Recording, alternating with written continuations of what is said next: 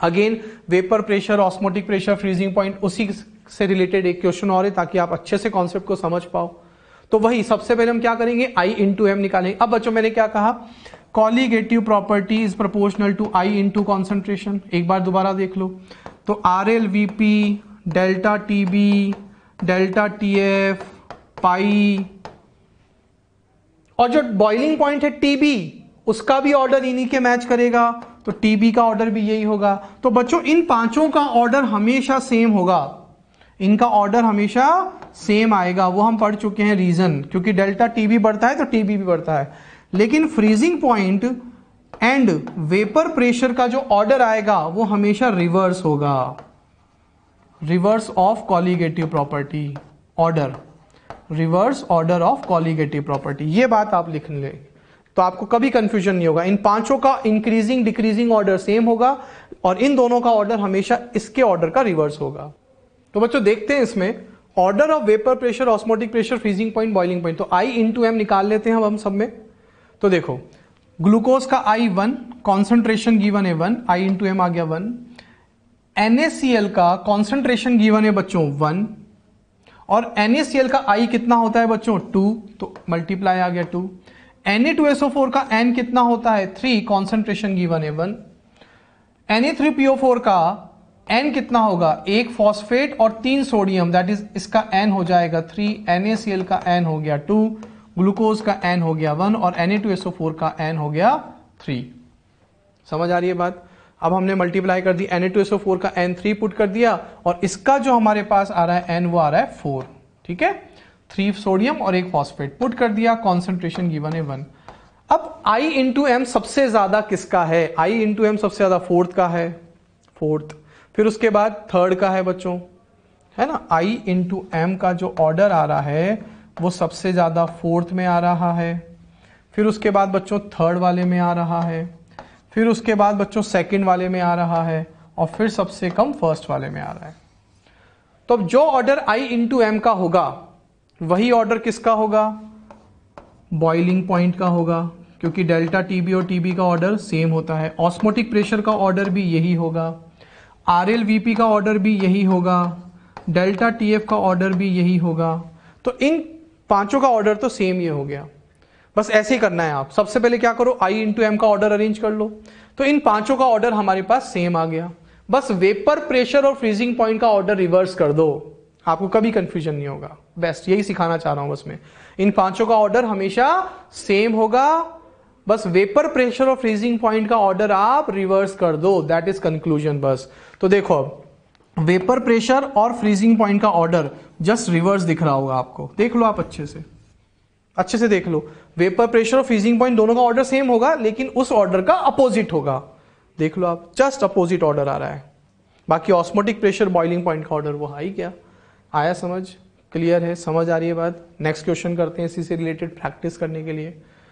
Again उसी type का question, लेकिन इस बार देखो बच्चों, मैंने इस बार सीधा क्या पूछा, डेल्टा TB पूछा। बस आपको लैंग्वेज ही समझनी है।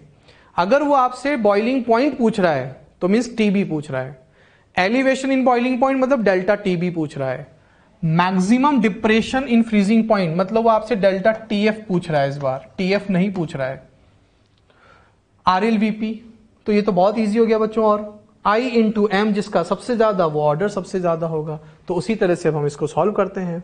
देखो I into M is maximum, then ये तीनों भी इसका सबसे ज्यादा होगा क्योंकि ये तीनों कॉलीगेटिव प्रॉपर्टी हैं। तो सिंपल बताओ सबसे ज्यादा कॉलीगेटिव प्रॉपर्टी किसकी हुई बच्चों, फोर्थ की।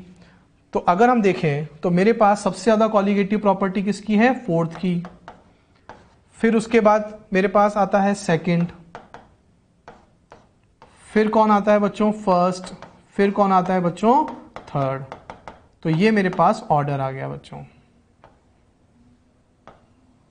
देख लो आप। सबसे ज्यादा वैल्यू किसकी है, फोर्थ की 0.5, उसके बाद सेकंड वाले की वैल्यू 0.3, फिर उसके बाद बच्चों मेरे पास आता है फर्स्ट वाली की वैल्यू 0.2 और थर्ड वाली की वैल्यू सबसे कम।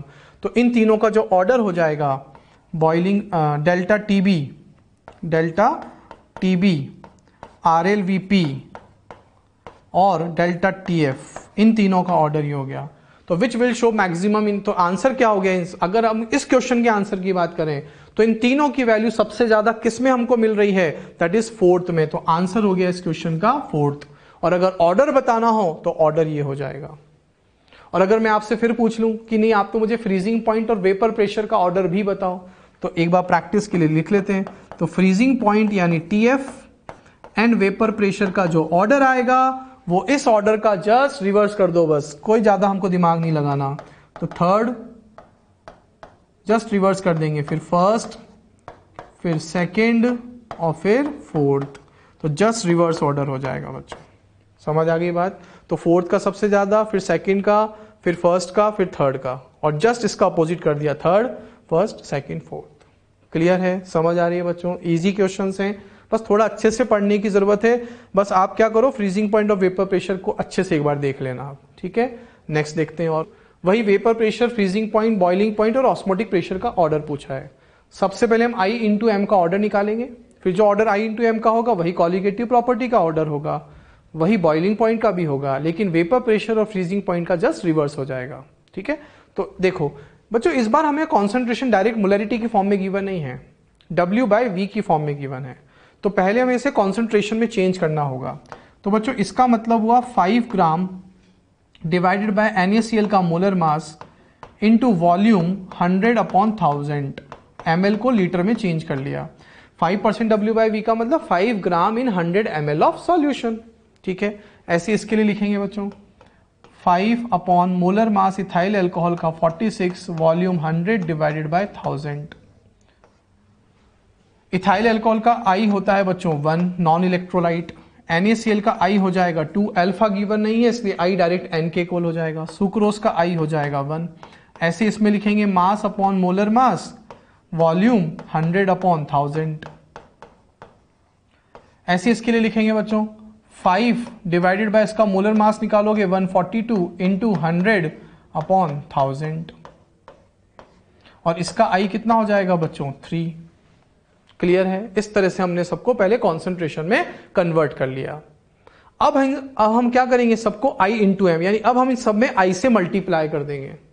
अच्छा एक बात दिख रही होगी आपको, सभी में 100,000 कॉमन है, 5 भी कॉमन है ना, कॉमन आ रहा है। तो देखते हैं बच्चों हम कैसे करेंगे। देखो अब हम क्या कर रहे हैं, I इंटू एम, I मेरे पास इस वाले का 2 है, 100/1000 सब में कॉमन था इसलिए हमने उसको भी नहीं लिखा क्योंकि हमें तो कंपैरिजन करना है। Mass upon molar mass divide किया, ये आ गया। सेकंड वाले में बच्चों इथाइल अल्कोहल का मोलर मास कितना है 46, ये यहाँ पे गलत लिखा हुआ है बच्चों, इसका मोलर मास होता है इथाइल अल्कोहल का 46। तो 5/46 I इंटू 1, सॉल्व किया 0.027 आ गया। थर्ड वाले में बच्चों सुक्रोज का I 1 पुट कर दिया हमने 5/342, सिंपल I से मल्टीप्लाई कर रहे हैं। अब 5/142 इसका I 3। बस अब मुझे बताओ सबसे ज्यादा I इंटू एम किस में है, फर्स्ट वाले में है। उसके बाद I इंटू एम, यानी अगर मैं बात करूं तो मेरे पास ये कौन है बच्चों, I इंटू एम का ऑर्डर देख रहे हैं हम। तो I इंटू एम सबसे ज्यादा फर्स्ट वाले में है, फिर फोर्थ वाले में है, आप देख लो अच्छे से, फिर सेकंड में है और फिर थर्ड में है। जो ऑर्डर I इंटू एम का होगा वही ऑस्मोटिक प्रेशर का और बॉइलिंग पॉइंट का होगा, लेकिन freezing point and vapour pressure का ऑर्डर जस्ट रिवर्स हो जाएगा। तो देखो जस्ट रिवर्स ऑर्डर हो गया। तो हमने कितनी अच्छे से प्रैक्टिस कर ली, जब भी इस टाइप के क्वेश्चंस आ जाए तो जस्ट रिवर्स ऑर्डर कर दिया। आ गया समझ। तो ध्यान रखना परसेंटेज जब भी आ जाए पहले उसको इस तरह से चेंज करना है, फिर I से मल्टीप्लाई करना है, देन हमें वही प्रोसीजर फॉलो करना है। आया समझ, क्लियर है, अच्छे से कॉपी कर लो, समझ लो। नेक्स्ट क्वेश्चन देखते हैं बच्चों अब हम लोग, which of the following solution of glucose has highest vapour pressure. वही क्वेश्चन अगेन, इस बार सिर्फ एक वैल्यू पूछिए वेपर प्रेशर, लेकिन वेपर प्रेशर कॉलिगेटिव प्रॉपर्टी तो है नहीं, वही हम बात कर रहे हैं। तो पहले हमें RLVP का ऑर्डर देखना पड़ेगा, और RLVP का ऑर्डर जो आएगा उसका रिवर्स हो जाएगा वेपर प्रेशर। यही मैं आपको अभी तक सारे क्वेश्चंस में समझाता हुआ आया हूं। तो देखो बच्चों, हम जानते हैं RLVP is a colligative property proportional to I into M. अब बच्चों मुझे यहां पर सभी में I के बारे में तो कुछ भी नहीं कहा गया है, सॉल्यूट मुझे गिवन नहीं है कौन है, तो इसका मतलब बाय डिफॉल्ट I तो क्या हो गया बच्चों हमारे पास 1 हो गया, बाय डिफॉल्ट I हमें 1 लेना होगा। अब बस हमें क्या देखना है, कॉन्सेंट्रेशन। तो 1m 0.01 0.1m सबसे ज्यादा कॉन्सेंट्रेशन अगर हम देखें बच्चों तो किस में है, इसकी कॉन्सेंट्रेशन मैक्सिमम है, इसकी कॉन्सेंट्रेशन मैक्सिमम है, कॉन्सेंट्रेशन इसकी मैक्सिमम है, तो इसका RLVP क्या होगा? मैक्सिमम होगा। तो इसका RLVP मैक्सिमम है तो इसका वेपर प्रेशर क्या होगा बच्चों? मिनिमम होगा। ये रहा देखो, हम जानते हैं M ज्यादा तो कॉलिगेटिव प्रॉपर्टी ज्यादा, और कॉलिगेटिव प्रॉपर्टी यानी RLVP ज्यादा तो वेपर प्रेशर कम हो जाएगा। तो मुझे बताओ इसमें कॉन्सेंट्रेशन मिनिमम है क्या? हाँ बच्चों, इसका कॉन्सेंट्रेशन मिनिमम है, तो इसका RLVP भी क्या होगा? मिनिमम होगा। और जब RLVP मिनिमम होगा इसका, तो वेपर प्रेशर क्या हो जाएगा बच्चों? मैक्सिमम। हमसे उसने हाईएस्ट वेपर प्रेशर पूछा है। दैट इज अ सीक्वेंस बच्चों, that is a method to solve these type of questions. तो इस क्वेश्चन का आंसर हो गया थर्ड। समझ आया? इसका कॉन्सेंट्रेशन इन तीनों ऑप्शन में मैक्सिमम है, तो कॉन्सेंट्रेशन मैक्सिमम, RLVP मैक्सिमम, तो वेपर प्रेशर मिनिमम। इसका कॉन्सेंट्रेशन सबसे कम, RLVP कम, तो वेपर प्रेशर इसका सबसे ज्यादा हो जाएगा। आया समझ में? क्लियर है? ओके, नेक्स्ट क्वेश्चन देखते हैं बच्चों। अब हम, ये थोड़ा डिफरेंट क्वेश्चन है बच्चों। ये पूछा जाता है, एक रिएक्शन है इनऑर्गेनिक की जो हमें याद रखनी है। HgI2 को कहते हैं मर्क्यूरिक आयोडाइड। कौन है बच्चों ये? Mercuric iodide. तो क्वेश्चन ये है कि जब मर्क्यूरिक आयोडाइड को Ki के साथ रिएक्ट करवाते हैं तो पूछ रहा है फ्रीजिंग पॉइंट ऑफ सॉल्यूशन, मतलब TF क्या हो जाएगा? इंक्रीज हो जाएगा, डिक्रीज हो जाएगा, या चेंज नहीं होगा? कैसे करेंगे बच्चों? तो सबसे पहले हमें रिएक्शन लर्न होनी चाहिए। ये रिएक्शन हमें लर्न करनी है क्योंकि ये क्वेश्चन इंपॉर्टेंट है। तो बच्चों जब HgI2 प्लस Ki को रिएक्ट करवाते हैं तो ये बनता है, और बच्चों आप जानते हैं ये कौन है? It is a Nessler's reagent जो इनऑर्गेनिक में यूज होता है अमोनिया के टेस्ट के लिए और अमोनियम कंपाउंड्स के लिए। It is a Nessler's reagent, ठीक है। तो HgI2 plus Ki gives K2HgI4। अब बच्चों अगर आप देखो इसमें 2 आयोडीन 1 मरकरी, तो इसका I कितना हो गया? 3, 2 + 1। अब बच्चों ये जो Ki है इसको अच्छे से देखना आप, जब ये डिसोशिएट होगा तो K प्लस I माइनस मिलेगा। जब ये 1 मोल है तो इसके आयंस कितने हैं? 2 मोल आयंस। 1 मोल के लिए 2 मोल आयंस हैं, लेकिन मेरे पास यहां Ki के मोल्स कितने हैं? 2 हैं। तो मुझे बताओ 2 मोल के लिए आयंस कितने हो जाएंगे? 4 मोल हो जाएंगे। समझ आ रही है बात बच्चों? क्या 2 + 1 तो हो गया 3। 1 मोल Ki को अगर मैं आयनाइज करूंगा तो 1 + 1 2 मोल आयंस मिलेंगे, लेकिन यहां 2 मोल Ki है तो 2 मोल Ki के लिए कितने मोल आयंस मिलेंगे? 4 मोल आयंस। तो मेरे पास I की वैल्यू कितनी हो गई? 4 हो गई। तो अगर मैं यहां पे देखूं तो टोटल मेरे पास I की वैल्यू कितनी हो गई? 7 हो गई। अब रिएक्शन के बाद अगर हम देखें तो बच्चों स्क्वायर ब्रैकेट पूरा 1 होता है, वो तो आयनाइज होता नहीं है। 2 पोटेशियम है और ये एक स्क्वायर ब्रैकेट, तो I कितना हो गया? 3। तो अब before and after, before reaction I 7 था, आफ्टर रिएक्शन I 3 है। ओवरऑल ऐसे देखेंगे अब हम, तो I जो है वो डिक्रीज हो गया। कॉन्सेंट्रेशन क्वेश्चन में गिवन ही नहीं है, इसलिए सिर्फ I। और जब I डिक्रीज हो गया तो डेल्टा TF डिक्रीज हो जाएगा, that is colligative property. I decrease तो डेल्टा TF डिक्रीज, तो TF यानी फ्रीजिंग पॉइंट, कहा था ना रिवर्स हो जाता है, वो बढ़ जाएगा, इंक्रीज हो जाएगा। तो इस क्वेश्चन का आंसर क्या हो जाएगा बच्चों? Increases. That is the first answer. ये रिएक्शन इंपॉर्टेंट है। आया समझ में? इंपॉर्टेंट है, अच्छे से समझना है हमें। इन सब क्वेश्चंस की बहुत केयरफुली इजी अच्छे से प्रैक्टिस करनी है। ओके बच्चों? तो बच्चों अब हमारा नेक्स्ट टॉपिक है ideal solutions and non ideal solutions. बच्चों नाम से पता चल रहा है आइडियल सॉल्यूशन। आइडियल मतलब जो एक्चुअली होते नहीं हैं। रियलिटी में ऐसे सॉल्यूशंस बहुत कम ऑब्जर्व किए गए हैं। ये आइडियल सॉल्यूशंस होते हैं जो जनरली कम ऑब्जर्व किए गए हैं। आइडियल सॉल्यूशन होते क्या हैं बच्चों? वो सॉल्यूशन जो राउल्स लॉ को ओबे करते हैं, जो राउल्स लॉ को फॉलो करते हैं। That is P total equals to PA plus PB की इक्वेशन को फॉलो करते हैं, जो राउल्स लॉ की इक्वेशन को, राउल्स लॉ के कॉन्सेप्ट्स को ओबे करते हैं, फॉलो करते हैं, मानते हैं। ऐसे सॉल्यूशंस को आइडियल सॉल्यूशन कहते हैं। एक्चुअली ऐसे सॉल्यूशंस बहुत कम देखे गए हैं practically.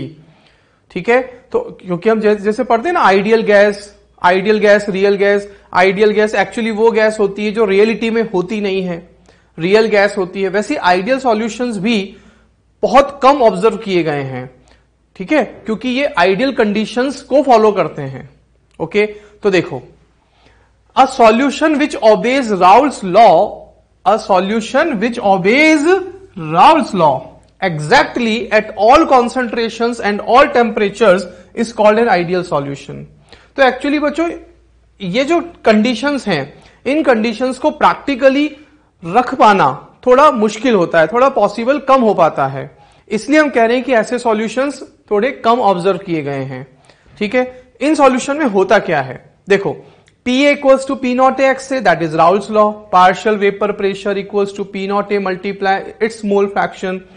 Same PB equals to P naught B x B, है ना।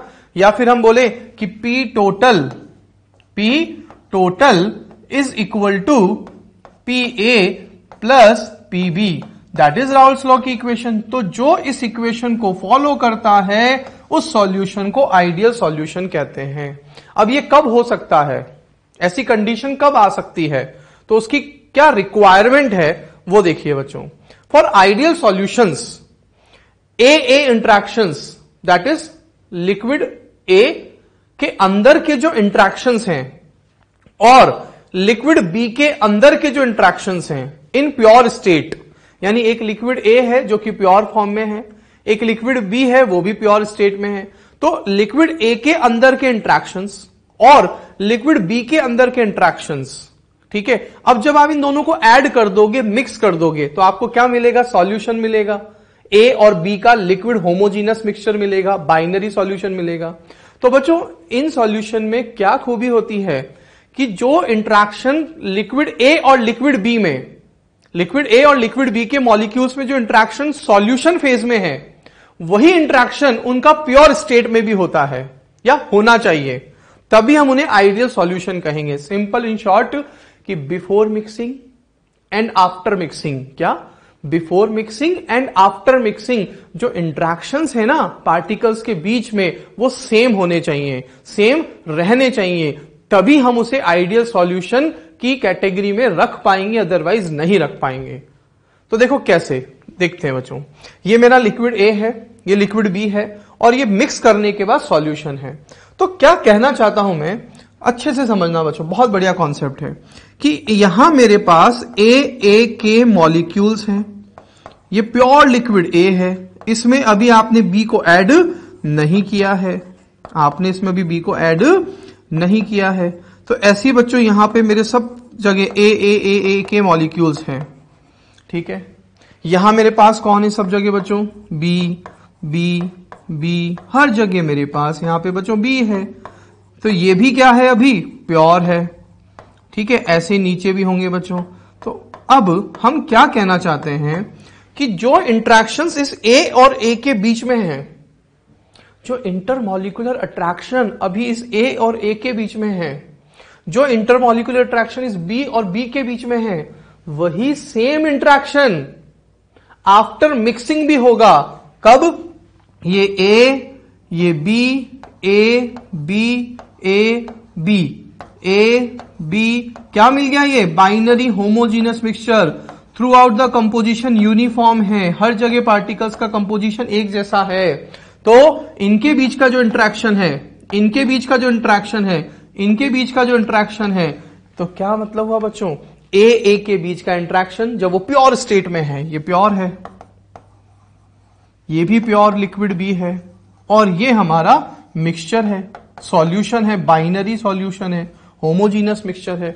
तो इंट्रैक्शन AA या इंट्रैक्शन BB किसके इक्वल, A और B, या ऐसा कहें कि आफ्टर मिक्सिंग लिक्विड A और लिक्विड B के पार्टिकल्स के बीच का जो इंट्रैक्शन है वो चेंज नहीं हो रहा है, वो इंट्रैक्शन प्योर B के इंट्रैक्शन के भी इक्वल है, और ये वाला इंट्रैक्शन प्योर A के इंट्रैक्शन के इक्वल भी है।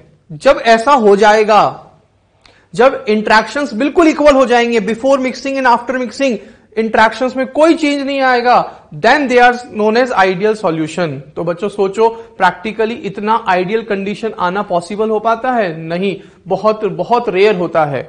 इसलिए हम कहते हैं आइडियल सॉल्यूशंस बहुत रेयरेस्ट होते हैं। क्लियर है बात, समझ आई? अब इंट्रैक्शंस इक्वल अगर हो गए तो क्या होगा? वो तो हमने कह दिया आइडियल सॉल्यूशन हम कहते हैं, लेकिन उससे वेपर प्रेशर, राउल्ट्स लॉ का क्या सीन है? तो देखो बच्चों, इनके बीच का जो इंट्रैक्शन है वही इंट्रैक्शन यहां है। इसका मतलब ए और बी के बीच में जितनी डिस्टेंस है वही डिस्टेंस ए और ए के बीच में है। जितना डिस्टेंस ए और बी के बीच में है यहां, उतना ही डिस्टेंस बी और बी के बीच में है। कहने का मतलब ना तो मॉलिक्यूल दूर जा रहे हैं ना पास आ रहे हैं। यानी बिफोर मिक्सिंग मॉलिक्यूल्स जितना दूर थे ना, आफ्टर मिक्सिंग भी ए और बी के मॉलिक्यूल्स की दूरी, डिस्टेंस उतनी ही है। अगर सोचो ए और बी के बीच में इंट्रैक्शन बढ़ जाता, स्ट्रांग हो जाता, तो मॉलिक्यूल क्लोज आ जाते। इसके कंपैरिजन में सोचो अगर ये इंट्रैक्शन वीक हो जाता तो मॉलिक्यूल्स थोड़ा दूर चले जाते। लेकिन यहां ऐसा दोनों ही नहीं हो रहा है। ना तो ए और बी के मॉलिक्यूल आफ्टर मिक्सिंग दूर जा रहे हैं, ना क्लोज आ रहे हैं, ना दूर ना पास। इसका मतलब इंट्रैक्शंस और जो डिस्टेंस है वो बिफोर मिक्सिंग वाले इंट्रैक्शंस के इक्वल है। तो फिर वेपर फॉर्म करने की टेंडेंसी, हवा में उड़ने की, एस्केप करने की टेंडेंसी भी क्या होगी? सेम होगी। क्योंकि जो डिस्टेंस, जो इंट्रैक्शन इन दोनों के बीच में है, जो टेंडेंसी इस मॉलिक्यूल के एस्केप करने की है, वही टेंडेंसी अभी ए और बी की यहां होगी। क्योंकि इनके बीच में बॉन्ड ना तो स्ट्रांग हो रहा है ना वीक हो रहा है। जैसी बॉन्डिंग पहले थी वैसी बॉन्डिंग बाद में भी है। तो वेपर फॉर्म करने की, एस्केप करने की टेंडेंसी इनकी वही रहेगी जो पहले थी। तो बताओ, vapour pressure before mixing and after mixing change नहीं हो रहा है ना। इसीलिए हम कह रहे हैं P total equals to P A plus PB. मतलब इसको ऐसे भी समझ सकते हैं कि सपोज हमने राउल्ट्स लॉ के अकॉर्डिंग वेपर प्रेशर निकाला, P total equals to P A plus PB.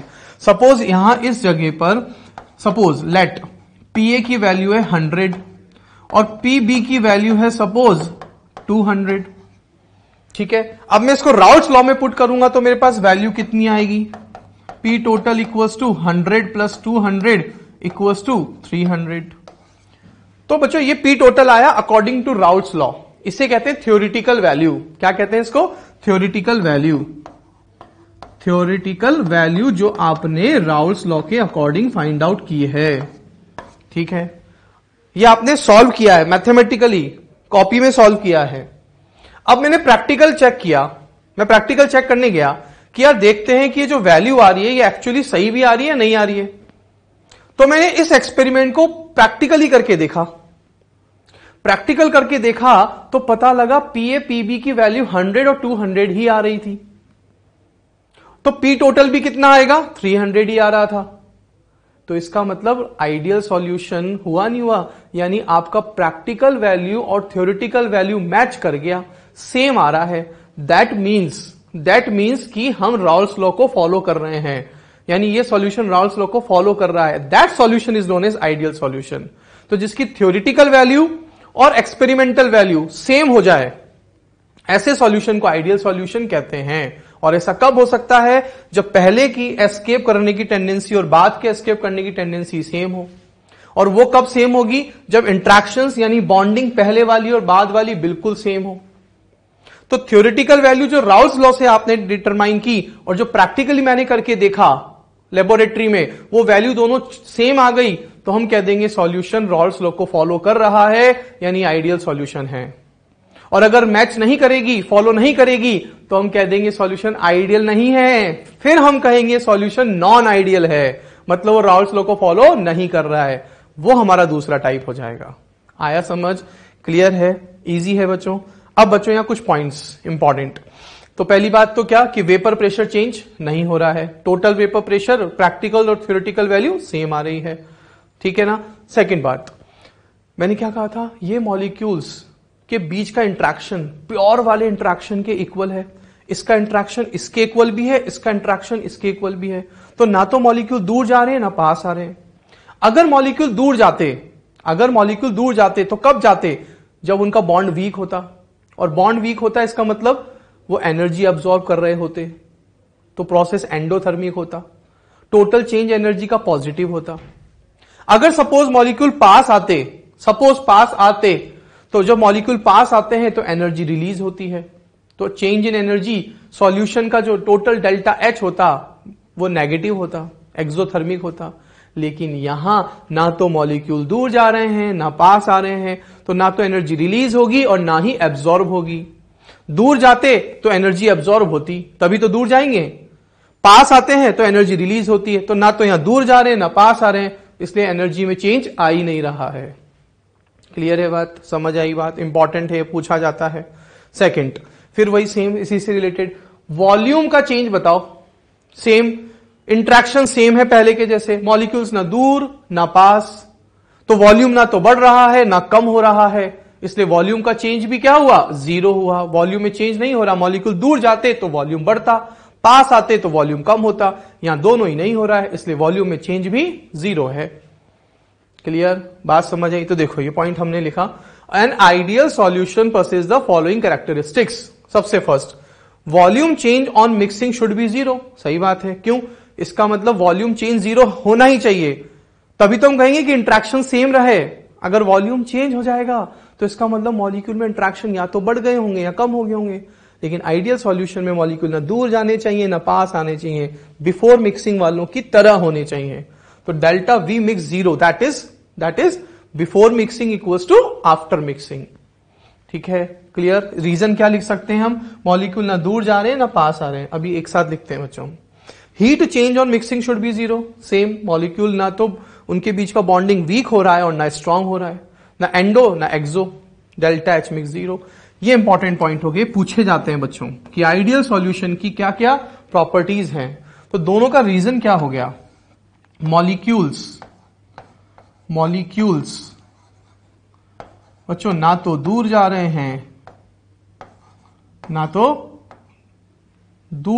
हैं और ना ही पास आ रहे हैं। लिख सकते हैं इस लैंग्वेज में, मॉलिक्यूल्स ना दूर ना पास। ये हमने थोड़ा हमारी लैंग्वेज में लिख दिया। और अगर थोड़ा सही लैंग्वेज में लिखना है तो मॉलिक्यूल्स के बीच की बॉन्डिंग स्ट्रांग हो रही है ना वीक हो रही है, तो मॉलिक्यूल्स ना दूर ना पास। क्लियर है? Okay. There should be no chemical reaction between liquid A and B. ये तो बच्चों शुरू से पढ़ते आ रहे, non reactive binary solution, homogeneous, liquid A और लिक्विड बी रिएक्ट नहीं करने चाहिए, सॉल्यूट और सॉल्वेंट रिएक्ट नहीं करने चाहिए। क्लियर है? तो वही बात आ गई ना, observe vapour pressure equals to calculated vapour pressure. Theoretical और प्रैक्टिकल वैल्यू वेपर प्रेशर की सेम होती है इसमें। तो जब वेपर प्रेशर चेंज नहीं हो रहा है, तो हमने पढ़ा था boiling point inversely proportional to vapour pressure. Vapour pressure change होगा तो बॉइलिंग पॉइंट चेंज होता है। यहां वेपर प्रेशर चेंज ही नहीं हो रहा, तो इसलिए बॉइलिंग पॉइंट भी चेंज नहीं होगा, बॉइलिंग पॉइंट भी सेम रहेगा। तो observe boiling point equals to calculated boiling point, change ही नहीं होगा क्योंकि इंट्रैक्शन चेंज नहीं हो रहे हैं। अगर इंट्रैक्शन स्ट्रांग हो जाते तो बॉइलिंग पॉइंट बढ़ जाता, इंट्रैक्शन वीक हो जाते तो बॉइलिंग पॉइंट कम हो जाता। यहां दोनों ही नहीं हो रहा, इसलिए बॉइलिंग पॉइंट और वेपर प्रेशर यहां पे सेम हो गया। That is important again. Clear है यहां तक? तो मॉलिक्यूल्स के बीच की डिस्टेंस ना तो बढ़ रही है, डिस्टेंस मॉलिक्यूल्स की ना तो इंक्रीज हो रही है और ना मॉलिक्यूल्स के बीच की डिस्टेंस डिक्रीज हो रही है, दोनों ही नहीं हो रहा है। दैट इज मैंने लिखा है मॉलिक्यूल्स ना दूर जा रहे हैं ना पास आ रहे हैं, कुछ चेंजेस नहीं हो रहे हैं, बिल्कुल आइडियल कंडीशंस। नेक्स्ट बच्चों, ये एक इंपॉर्टेंट पॉइंट है दोनों, ये बहुत ज्यादा पूछा गया एग्जाम में question, but it is very important question. What is delta S? Change in entropy. जब मॉलिक्यूल्स की रैंडमनेस बढ़ती है, क्या बढ़ती है? रैंडमनेस, काइनेटिक एनर्जी बढ़ती है, डिसऑर्डरनेस बढ़ता है, तो हम कहते हैं एंट्रोपी बढ़ती है। थर्मोडायनेमिक्स में पढ़ते हैं 11वीं में। तो मुझे एक बात बताओ बच्चों, यहां पर अगर मैं आपसे पूछूं, यहां पर जब आपने ए और बी को आपस में मिक्स किया तो बताओ यहां रैंडमनेस बढ़ गई या कम हो गई? ऑब्वियस सी बात है, मिक्सिंग कर रहे हो आप, दो अलग अलग सब्सटेंसेस को ऐड कर रहे हो, मिक्सिंग कर रहे हो, तो मिक्सिंग करोगे तो उनका अरेंजमेंट डिस्टर्ब हो गया ना। पहले ये प्योर था, ये भी प्योर था, अब आपने दोनों को मिक्स कर दिया, दोनों का अरेंजमेंट पहले से डिस्टर्ब हो गया। अरेंजमेंट मतलब मॉलिक्यूलर स्ट्रक्चर की बात कर रहे हैं हम, इंट्रैक्शंस तो सेम रहते हैं यहां पर, है ना। तो रैंडमनेस बढ़ गया, डिसऑर्डरनेस बढ़ गया, हलचल बढ़ गई। मिक्सिंग करने से रैंडमनेस बढ़ जाती है, जब भी किसी को मिक्स करते हैं रैंडमनेस बढ़ जाती है, इसलिए एंट्रोपी चेंज पॉजिटिव यानी ग्रेटर देन 0। क्लियर है। अच्छा मुझे बताओ, सॉल्यूट और सॉल्वेंट यानी लिक्विड ए और लिक्विड बी इजीली मिक्स हो रहे हैं ना। यहां पर हमने पढ़ा था, हम मिसिबल लिक्विड्स की बात कर रहे हैं। कौन से लिक्विड? मिसिबल, जो इजीली मिक्स हो जाएं। इजीली मिक्स हो रहे हैं मतलब प्रोसेस फिजिबल या नॉट फिजिबल, स्पॉन्टेनियस या non spontaneous? Spontaneous. Easily mix हो रहे हैं, आपको कुछ नहीं करना, आप लिक्विड और ए और लिक्विड बी को डाल दो, वो अपने आप मिक्स हो जाएंगे, आपको एक्स्ट्रा कुछ नहीं करना पड़ रहा है। That is spontaneous. और स्पॉन्टेनियस के लिए थर्मोडायनेमिक्स में बोलते हैं गिब्स फ्री एनर्जी का चेंज डेल्टा जी नेगेटिव होता है, लेस देन 0 होता है। तो क्या हुआ बच्चों, ये पॉइंट हमने लिखा कि देखो इन मिक्सिंग, ये इसका रीजन हो गया बच्चों, इन मिक्सिंग रैंडमनेस ऑलवेज इंक्रीजेस। जब भी आप मिक्स करोगे किसी को भी तो रैंडमनेस बढ़ेगा, और रैंडमनेस का बढ़ना ही दैट इज एंट्रोपी का बढ़ना। और एंट्रोपी बढ़ना मतलब एंट्रोपी क्या है ऐसे यहां पे एंट्रोपी, तो चेंज क्या आएगा? पॉजिटिव आएगा। क्लियर है। और डेल्टा जी लेस देन 0 का मतलब क्या हो गया? नेगेटिव। क्यों? क्योंकि स्पॉन्टेनियस है। क्या है? स्पॉन्टेनियस है, इजीली मिक्स हो रहे हैं मॉलिक्यूल्स, पार्टिकल्स, कोई प्रॉब्लम नहीं आ रही है उनको। तो दैट इज वेरी इंपॉर्टेंट। आया समझ? तो क्या हुआ आइडियल सॉल्यूशन में? Before mixing and after mixing interaction same रहते हैं, इसलिए वॉल्यूम चेंज नहीं होता, एनर्जी चेंज नहीं होती। क्लियर है बात? वेपर प्रेशर चेंज नहीं हो रहा क्योंकि एस्केप होने की टेंडेंसी पहले और बाद की सेम है। और जब वेपर प्रेशर चेंज नहीं हो रहा तो बॉइलिंग पॉइंट चेंज नहीं हो रहा। थ्योरेटिकल वैल्यू जो राउट्स लॉ से हम निकालते हैं वो थ्योरेटिकल वैल्यू होती है, और जो प्रैक्टिकल वैल्यू आती है अगर वो सेम हो जाए that is ideal solution. Clear? समझ आया? बहुत इंपॉर्टेंट है, अच्छे से देखो। अब बच्चों हमने जो ग्राफ पढ़ा था याद हो आपको राउल्स लॉ में, तो सही है ना। हमने क्या कहा? आइडियल सॉल्यूशन आर दो सॉल्यूशन विच ओबे राउल्स लॉ। ये राउल्स लॉ का ग्राफ था, तो एक्चुअली जो ग्राफ हमने समझा था वो आइडियल सॉल्यूशन का ही था। देख लो बिल्कुल परफेक्ट। ये P a linear graph, P be linear graph, P total linear graph, कोई चेंजेस नहीं आ रहे हैं वेपर प्रेशर में, सेम है सब कुछ। That is ideal solution. Clear? और बच्चों कुछ एग्जांपल्स हैं, ये एग्जांपल्स हमको लर्न करने हैं, ये पूछे जाते हैं, इनका कोई शॉर्टकट कोई ट्रिक भी नहीं है ना, इसलिए कंफ्यूज नहीं होना, आपको ये लर्न करना है। हाँ थोड़ा सा हम देख सकते हैं, हमारे अकॉर्डिंग थोड़ी कैटेगरी बना सकते हैं। बेंजीन टॉल्यूइन नॉन पोलर, ये दोनों भी नॉन पोलर। हेक्सेन हेप्टेन भी non polar. Ethyl bromide ethyl chloride भी non polar. Phenyl chloride phenyl bromide ये भी non polar. N butyl chloride n butyl bromide भी नॉन पोलर। तो यहां एक्चुअली नेचर क्या है? एक जैसी है, तो सही तो है बात है। इंट्रैक्शंस तभी तो सेम होंगे जब नेचर सेम होगी, तो इसलिए यहां ऑलमोस्ट नेचर सेम होती है। नॉन पोलर पोलैरिटी में डिफरेंस नहीं है ज्यादा, इसीलिए इंट्रैक्शंस एक्चुअली चेंज नहीं होते हैं। तो इस तरह से हमें कैटेगरी बना सकते हैं फॉर एग्जांपल्स। आया समझ में? क्लियर है? तो यहां थ्योरेटिकल क्वेश्चंस ही आते हैं बच्चों, एक एक पॉइंट हमें ध्यान रखना है, अच्छे से समझना है। अब हम पढ़ेंगे बच्चों नॉन आइडियल सॉल्यूशंस। ठीक है? ओके स्टूडेंट्स, नेक्स्ट आता है नॉन आइडियल सॉल्यूशन। हमने कहा था आइडियल सॉल्यूशन वो होते हैं जो राउल्स लॉ को ओबे करते हैं, जिसमें before mixing and after mixing interaction equal होते हैं। लेकिन नॉन आइडियल सॉल्यूशन में क्या होता है कि ए इंट्रैक्शंस और BB interaction is not equal to A B interactions. Before mixing and after mixing का इंट्रैक्शन यहां इक्वल नहीं होता है। दो solutions which do not obey Raoult's law, सही बात है, are called non ideal solutions. देख लो, नॉट इक्वल टू यानी हम कह सकते हैं कि यहां जो पी टोटल आएगा, मतलब मेरी जो प्रैक्टिकल एक्सपेरिमेंटल वैल्यू आएगी, यहां जो मेरी प्रैक्टिकल एक्सपेरिमेंटल वैल्यू आएगी वो पी आइडियल के इक्वल, वो पी आइडियल मतलब हो गया राउल्स लॉ। अच्छे से समझना मैं क्या बोल रहा हूं बच्चों, ये क्लियर हो गया तो कंफ्यूजन नहीं रहेगा। पी टोटल जो मैं प्रैक्टिकली निकालूंगा वो वैल्यू पी आइडियल यानी राउल्ट्स लॉ की जो इक्वेशन है दैट इज थ्योरेटिकल, इसी को हम थ्योरेटिकल भी कह रहे हैं। ये टर्म्स इंपॉर्टेंट है बच्चों, यहां पर अच्छे से समझिए इन सबको आप। मैं क्या बोल रहा हूं कि जो पी आइडियल है यानी राउल्ट्स लॉ की जो इक्वेशन है वो पी आइडियल है, आइडियल इक्वेशन है, वो आइडियल इक्वेशन होगी हमारे लिए क्योंकि वो राउल्ट्स लॉ को ओबे करती है। तो राउल्ट्स लॉ की इक्वेशन को हम आइडियल यानी थ्योरेटिकल वैल्यू कह रहे हैं। अगर ये वैल्यू प्रैक्टिकल वैल्यू के इक्वल आ गई तो आइडियल सॉल्यूशन हो जाएगा, फिर कोई टेंशन नहीं है। लेकिन अगर इक्वल नहीं आई, दैट इज नॉट इक्वल, तो उसे कहते हैं नॉन आइडियल सॉल्यूशन। ठीक है, okay. Non ideal solutions are formed when the components differ much in their structures and polarities. मैंने कहा था ना, आइडियल में नेचर और पोलैरिटी ऑलमोस्ट सेम होती है, नॉन आइडियल में स्ट्रक्चर और पोलैरिटी में थोड़ा डिफरेंट आ जाता है, डिफरेंस आ जाता है, इसलिए यहां पे चीजें चेंज हो जाती हैं बच्चों, इंट्रैक्शंस चेंज हो जाते हैं। So delta S mixing not equal to zero, सही बात है। इंट्रैक्शंस या तो बढ़ जाएंगे या कम हो जाएंगे। भाई नॉट इक्वल टू का मतलब क्या, या तो इंक्रीज हो जाएंगे इंट्रैक्शन या डिक्रीज हो जाएंगे। तो या तो एनर्जी एब्जॉर्ब होगी या रिलीज होगी, जीरो नहीं होगी। ऐसे वॉल्यूम या तो इंक्रीज होगा या डिक्रीज होगा, जीरो नहीं होगा, नॉट इक्वल्स टू जीरो। हाँ, ये दोनों पॉइंट देखो बच्चों, ये बहुत इंपॉर्टेंट बात हो गई।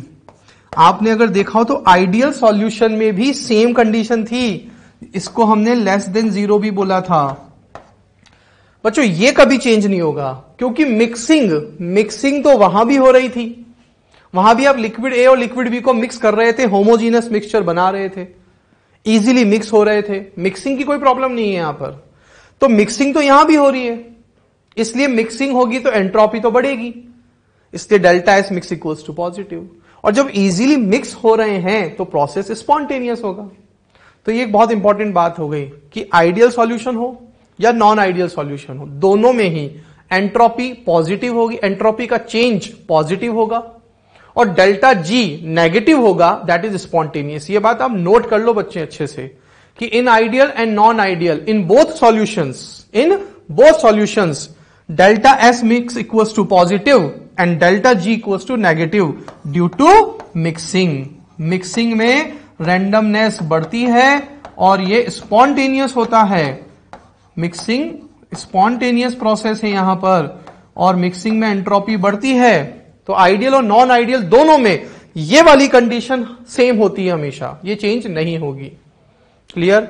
अब non ideal solutions show either positive और negative deviations from Raoult's law. देखो बच्चों, मैंने क्या कहा था, इंट्रैक्शन इक्वल नहीं है, प्रैक्टिकल वैल्यू आइडियल वैल्यू के इक्वल नहीं होगी। तो अब या तो हमारा प्रैक्टिकल वैल्यू आइडियल वैल्यू से ज्यादा होगा, समझना अच्छे से, अब यहीं पर है सारी बातें। अगर प्रैक्टिकल वैल्यू राउल्स लॉ की आइडियल वैल्यू से ज्यादा आ गई तो उसे कहते हैं positive deviation from Raoult's law, यानी राउल्स लॉ से हमारी वैल्यू ज्यादा आ रही है। ये राउल्स लॉ है यहां पर। अगर हमारा ये पी आइडियल राउल्स लॉ की वैल्यू है, सपोज मेरे पास आइडियल राउल्स लॉ के अकॉर्डिंग वेपर प्रेशर है 200 atm। कितना है? 200 atm।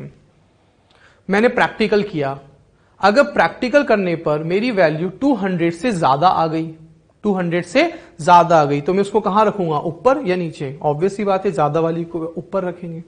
तो जब किसी भी सॉल्यूशन का वेपर प्रेशर राउल्स लॉ की इक्वेशन से प्रैक्टिकली ज्यादा आ जाए तो उसे कहते हैं positive deviated from Raoult's law, क्योंकि राउल्स लॉ से उसकी वैल्यू ज्यादा हो गई, दैट इज डेविएशन। और अगर पी टोटल की वैल्यू यानी आइडियल से, अगर आइडियल राउल्स लॉ से प्रैक्टिकल वैल्यू कम आ गई, 200 जो मैंने लेट किया था, अगर उससे कम आ गई तो उसको कह देंगे negative deviation from Raoult's law. तो दो बातें हो गई, अगर आइडियल से वैल्यू ज्यादा प्रैक्टिकल वैल्यू तो positive deviation from Raoult's law, और अगर वैल्यू कम आ गई राउल्स लॉ से तो negative deviation from Raoult's law. तो दो टाइप के नॉन आइडियल सॉल्यूशन हो गए अब हमारे पास। तो फर्स्ट की बात करते हैं, non ideal solution having positive deviation from Raoult's law. तो देखते हैं क्या है बच्चों। ये देखिए हमारे पास एक बीकर है, इसमें मेरे पास लिक्विड ए है, इसमें मेरे पास लिक्विड बी है।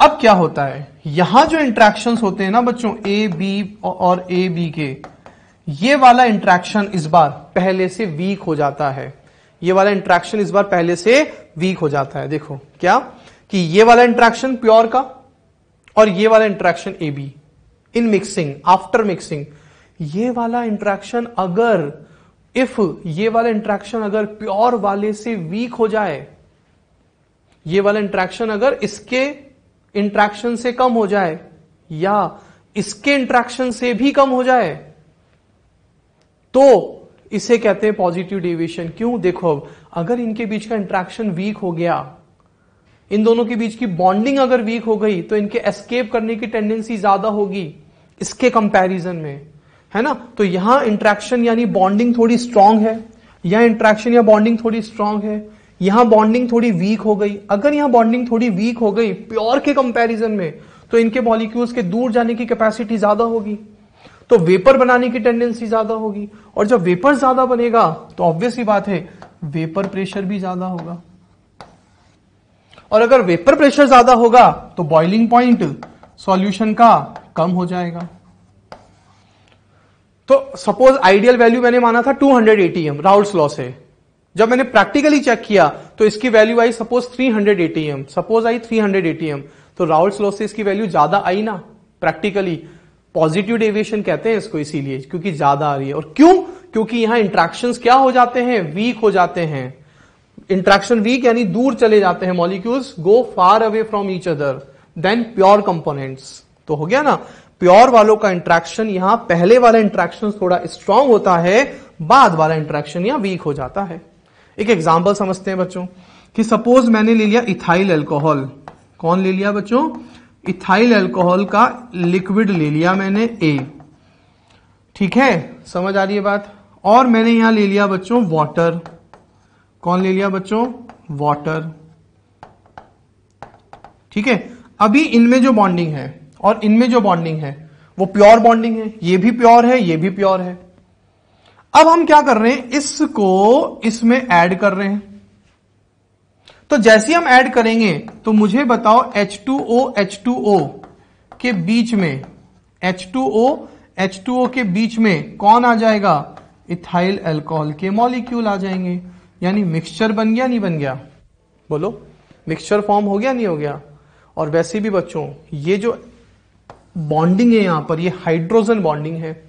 ये भी कौन सी बॉन्डिंग है? हाइड्रोजन बॉन्डिंग है। जब दो सेम टाइप के मॉलिक्यूल की हाइड्रोजन बॉन्डिंग होती है, वो स्ट्रांग होती है। यहां दो डिफरेंट, यहां भी हाइड्रोजन बॉन्डिंग है, लेकिन यहां जो हाइड्रोजन बॉन्डिंग है ना बच्चों, वो पहले वाले से वीक हो जाती है। ये इंपॉर्टेंट बात मैंने जो बोली है सुनना। यहां दोनों प्योर थे, सिंपल सी बात है, प्योर वाले मॉलिक्यूल्स से जो हाइड्रोजन बॉन्डिंग है वो यहां मिक्सचर वाली हाइड्रोजन बॉन्डिंग वीक हो जाती है, क्योंकि दोनों की नेचर अलग अलग है, स्ट्रक्चर अलग अलग है, तो यहां बॉन्डिंग पहले से वीक हो गई है, ठीक है। तो इथाइल अल्कोहल को जैसे हमने वाटर में डाला, इथाइल अल्कोहल यहां बीच में आ जाएगा, तो वाटर के मॉलिक्यूल्स को क्या करेगा? वो दूर करेगा, ऑब्वियसली बात है, अपने लिए जगह बनाएगा, क्योंकि वो स्ट्रक्चर उसकी क्या है? थोड़ी बड़ी है, नॉन पोलर है, तो वो बीच में आएगा, दोनों को दूर करेगा। दूर करेगा तो ऑब्वियसली बात है मॉलिक्यूल्स दूर जाएंगे, तो उनके एस्केप होने की टेंडेंसी ज्यादा, तो वेपर ज्यादा बनेंगी, तो वेपर प्रेशर ज्यादा होगा, इसलिए पी टोटल की वैल्यू पी आइडियल से ज्यादा आती है। और वही बात, अब मॉलिक्यूल्स दूर जा रहे हैं तो वॉल्यूम इंक्रीज या डिक्रीज? इंक्रीज। यहां वॉल्यूम इंक्रीज, क्योंकि इथाइल अल्कोहल आया, वो अपनी जगह बनाएगा, कुछ वाटर के मॉलिक्यूल्स को दूर करेगा, तो थोड़ा सा वॉल्यूम बढ़ जाएगा, बॉन्डिंग थोड़ी वीक हो जाएगी। तो एक्चुअली यहां बॉन्डिंग क्या हो गई बच्चों?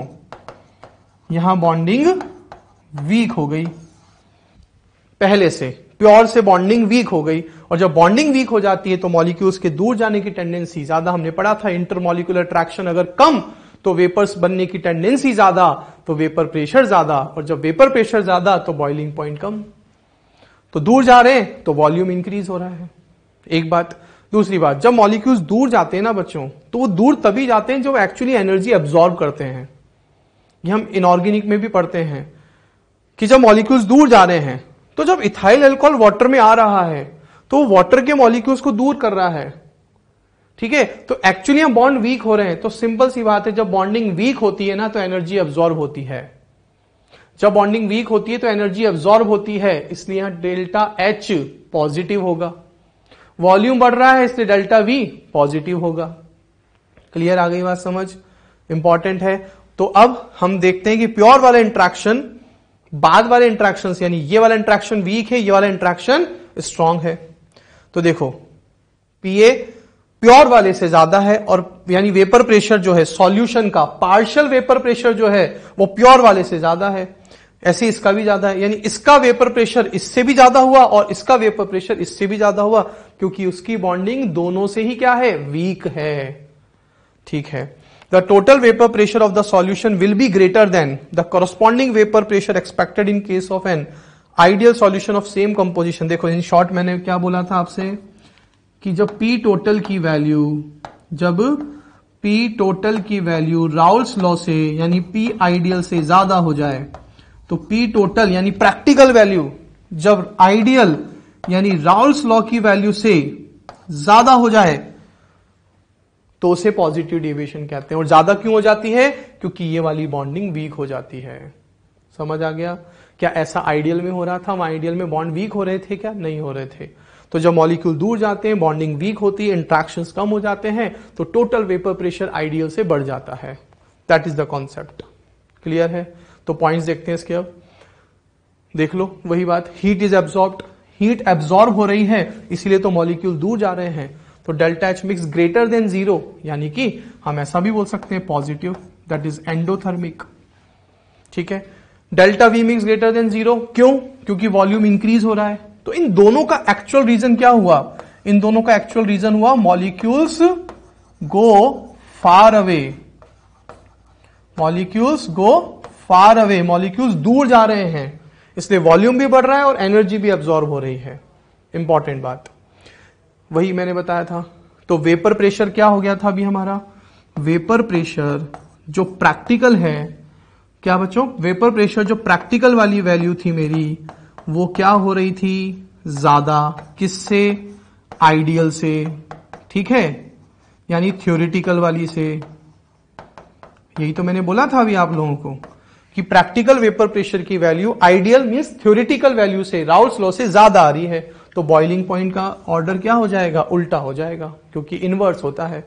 तो प्रैक्टिकल वैल्यू यानी एक्सपेक्टेड, एक्सपेरिमेंटल वैल्यू, कौन सी वैल्यू है ये? एक्सपेरिमेंटल यानी प्रैक्टिकल वैल्यू, यानी प्रैक्टिकल वैल्यू। तो देखो उल्टा हो गया ऑर्डर, थ्योरेटिकल वेपर प्रेशर कम है तो थ्योरेटिकल बॉइलिंग पॉइंट ज्यादा है। तो ये सब रटना नहीं है बच्चों, पूरा कॉन्सेप्ट है, लॉजिक है समझने का। फिर वही बात, ये मैं आपको बता ही चुका हूं कि आइडियल हो या नॉन आइडियल हो, ये कंडीशन कभी भी चेंज नहीं होती है। क्लियर है? अब देखो ग्राफ बच्चों, ये जो डॉट डॉट डॉट डॉट वाला ग्राफ है, ये है हमारा आइडियल सॉल्यूशन का ग्राफ। तो एक्चुअली अगर मैं बताऊं तो ये हमारा आइडियल सॉल्यूशन का ग्राफ हमने बनाया था। ये आइडियल राउल्स लॉ का ग्राफ था। देखो ग्राफ से भी समझ सकते हैं हम। मैंने कहा था ना कि आइडियल सॉल्यूशन की वेपर प्रेशर से ज्यादा हो जाए तो ये आइडियल वेपर प्रेशर है। ठीक है, अब टोटल वेपर प्रेशर प्रैक्टिकल की वैल्यू राउल्स लॉ से ज्यादा हो जाए, तो राउल्स लॉ से ज्यादा हो जाएगी तो मेरा ग्राफ कैसा हो जाएगा? ऐसा हो जाएगा। तो देखो हो गया ग्राफ ऐसा, ये हो गया मेरा पॉजिटिव डेविएशन, यानी पी टोटल बढ़ गया। किससे? राउल्स लॉ से ज्यादा हो गया, दैट इज पॉजिटिव डेविएशन। और ये क्यों ज्यादा हुआ? क्योंकि partial vapour pressure of A भी बढ़ गया, partial vapour pressure of B भी बढ़ गया। क्यों बढ़ गया? क्योंकि दोनों की बॉन्डिंग वीक हो गई प्योर वाले से। तो देखो पार्शियल प्रेशर ऑफ ए भी इंक्रीज हो गया और पार्शियल प्रेशर ऑफ बी भी इंक्रीज हो गया। तो दोनों ही वेपर प्रेशर मेरे इंक्रीज हो गए, इसलिए पी टोटल बढ़ गया। और क्यों? क्योंकि बॉन्डिंग वीक हो जाती है, राउल्स लॉ से डेविएशन शो कर रहे हैं, that is why positive deviation. Clear है? ओके। अब बच्चों एग्जांपल्स, ये एग्जांपल्स भी आपको लर्न करने हैं, पूछे जाते हैं बच्चों। फिर वही बात, कोई शॉर्टकट ट्रिक तो नहीं है इनको लर्न करने की, बट आप देख सकते हो अगर आपको बॉन्डिंग की थोड़ी सी नॉलेज है कि जब दो लिक्विड को आप मिक्स करते हो, अगर उनके बीच की बॉन्डिंग वीक हो जाए, आफ्टर मिक्सिंग अगर बॉन्डिंग वीक हो गई तो पॉजिटिव डेविएशन, बॉन्डिंग वीक तो पॉजिटिव डेविएशन, क्योंकि दूर जाएंगे तो वेपर प्रेशर बढ़ जाएगा, है ना। तो इस तरह से आप देख सकते हो। तो ये कुछ एग्जांपल्स हैं, ये हमें लर्न करने हैं। ओके बच्चों, क्लियर है? ओके ओके बच्चों, अब आता है हमारा नॉन आइडियल सॉल्यूशन का second type, that is negative deviation. तो बच्चों अब ही हमको बहुत इजीली समझ आ जाएगा, पॉजिटिव डेविएशन का जस्ट वाइस से वर्सा, जस्ट रिवर्स। पॉजिटिव डेविएशन में मिक्सिंग में बॉन्डिंग स्ट्रांग हो रही थी या वीक हो रही थी, बताओ? वीक हो रही थी। यहां बॉन्डिंग क्या हो जाएगी? स्ट्रांग हो जाएगी। उल्टा हो गया, यहां बॉन्डिंग मिक्सिंग के बाद स्ट्रांग हो जाएगी। वहां वेपर प्रेशर जो है वो राउल्स लॉ से ज्यादा आ रहा था, यहां वेपर प्रेशर राउल्स लॉ से कम हो जाएगा, यानी सारी वैल्यू उल्टी हो जाएगी। ठीक है, तो समझते हैं वही बात। अब मैं इस बार एक एग्जांपल ले लेता हूं। सपोज ये क्लोरोफॉर्म और ये क्लोरोफॉर्म। क्लोरोफॉर्म का बच्चों ये प्योर लिक्विड ए का मिक्सचर है। ठीक है, अभी इसके बीच में जो बॉन्डिंग है ना बच्चों, वो वॉन्डरवॉल अट्रैक्शन होता है। हम एक एग्जांपल समझ रहे हैं बच्चों, वॉन्डरवॉल अट्रैक्शन है अभी यहां पर। ठीक है, जो कि वीकेस्ट अट्रैक्शन फोर्स होता है। और इसमें मैंने बच्चों ले लिया एसीटोन। कौन ले लिया? एसीटोन। ठीक है, और इसमें भी अभी इंट्रैक्शन कौन सा है बच्चों? वॉन्डरवॉल अट्रैक्शन है। तो अभी दोनों में ही मेरे पास weakest attraction force van der Waals attraction force है, दोनों प्योर है। अब हम क्या कर रहे हैं? दोनों को मिक्स कर रहे हैं।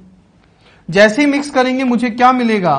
क्लोरोफॉर्म और एसीटोन। क्या मिलेगा बच्चों? क्लोरोफॉर्म और एसीटोन, ये मुझे मिलेगा।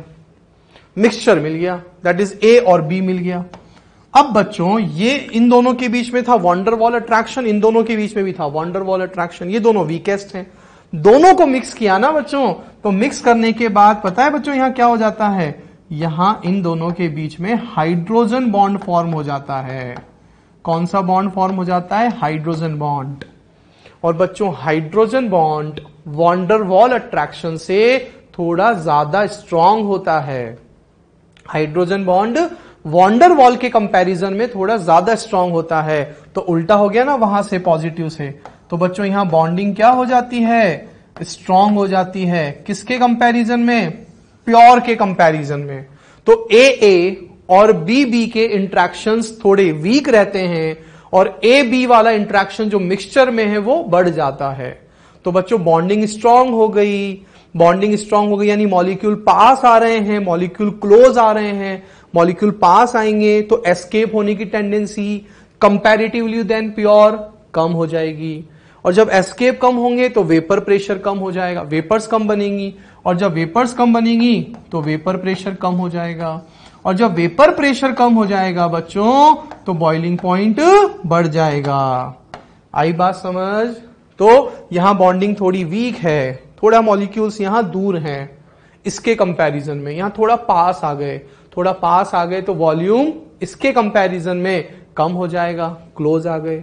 और जब मॉलिक्यूल्स क्लोज आते हैं ना बच्चों तो एनर्जी रिलीज होती है, और एनर्जी रिलीज तो डेल्टा एच नेगेटिव हो जाएगा। समझ आ गया कितना इजी है ना? तो देखो यहां ए और बी वाले इंट्रैक्शंस, प्योर वाले इंट्रैक्शन थोड़े वीक होते हैं, ये वाले इंट्रैक्शन से स्ट्रांग होते हैं। इसीलिए यहां पे देखो वेपर प्रेशर, जो सॉल्यूशन वाला वेपर प्रेशर है, पार्शियल वेपर प्रेशर, वो कम हो जाता है प्योर से। तो the total vapour pressure is less than sum of individual vapour pressure. यानी वही बात हो गई बच्चों, ये कौन है मेरा? ये है राउल्स लॉ यानी आइडियल वाला वेपर प्रेशर। कौन सा बच्चों? आइडियल यानी राउल्स लॉ वाला वेपर प्रेशर। यानी राउल्स लॉ के वेपर प्रेशर की वैल्यू प्रैक्टिकल वैल्यू से ज्यादा है। तो 200 था, सपोज राउल्स लॉ वाली वैल्यू 200 एटीएम थी, अब मेरे पास आ रही है 150 एटीएम, यानी प्रैक्टिकल वैल्यू कम आ रही है। क्यों कम आ रही है? क्योंकि यहां बॉन्डिंग स्ट्रांग हो गई तो वेपर फॉर्म करने की टेंडेंसी कम, तो vapour pressure come. That is negative deviation from Raoult's law. आया? तो ठीक है बच्चों, देखो मैंने क्या कहा, मॉलिक्यूल्स पास आ रहे हैं तो energy release, that is exothermic, heat is evolved. Volume क्या हो रहा है? कम हो रहा है क्योंकि पास आ रहे हैं। तो इस बार रीजन क्या हो गया? Molecules come closer to each other, molecules come closer to each other, ये इसका रीजन हो गया दोनों का। नेक्स्ट बच्चों, escaping tendency of both components A and B is lowered. वही बात मैंने कहा ना, ए और बी की एस्केप करने की टेंडेंसी कम क्योंकि बॉन्डिंग थोड़ी स्ट्रांग हो गई। तो बच्चों वेपर प्रेशर जो है थ्योरेटिकल वाला वेपर प्रेशर ज्यादा, यानी राउल्स लॉ वाला जो वेपर प्रेशर है, यानी आइडियल वाला वेपर प्रेशर जो है वो प्रैक्टिकल वाले से यानी एक्सपेरिमेंटल वाले से क्या है, ज्यादा है, तो बॉइलिंग पॉइंट रिवर्स हो गया। ठीक है, समझ आई बात। फिर बच्चों वही बात, जो डेल्टा एच होता है हमारा, कौन बच्चों, डेल्टा एच, वो तो मैंने आपको बता ही दिया, डेल्टा एच नेगेटिव होता है। ओके बच्चों, अब देखो डेल्टा एस मिक्स पॉजिटिव, ये मैं आपको बता चुका हूं, ये मैं आपको बता चुका हूं। बच्चों ये दोनों पॉइंट हम पढ़ चुके हैं कि आइडियल सॉल्यूशन हो या नॉन आइडियल सॉल्यूशन हो, दोनों में कंडीशन इनकी तो सेम ही होती है। क्लियर है बच्चों। ग्राफ देख लेते हैं। देखो ये मेरा राउल्स लॉ का ग्राफ है, तो राउल्स लॉ से ग्राफ क्या हो गया, नीचे ये हो गया मेरा नेगेटिव डेविएशन का ग्राफ फ्रॉम राउल्स लॉ से कम हो गया। क्यों? क्योंकि partial vapour pressure of A भी कम हो गया और partial vapour pressure of B भी कम हो गया। आ गया समझ? जस्ट उल्टा हो गया, नेगेटिव डेविएशन। फिर वही बात बच्चों, एग्जांपल्स हैं कुछ यहां पर, ये एग्जांपल्स हमको लर्न करने हैं, इंपॉर्टेंट एग्जांपल्स हैं बच्चों। ठीक है, अब बच्चों इसमें एग्जांपल्स में एक एग्जांपल और मैं लिख रहा हूं जो कि इंपॉर्टेंट है, दैट इज मैं उसको यहां लिख देता हूं 11th एग्जांपल करके, ये भी आपको लर्न करना है, that is phenol and aniline. ये भी पूछा गया है बच्चों, फिनॉल एंड एनिलीन, ये एग्जाम्पल भी पूछा जाता है, ये भी इंपॉर्टेंट है।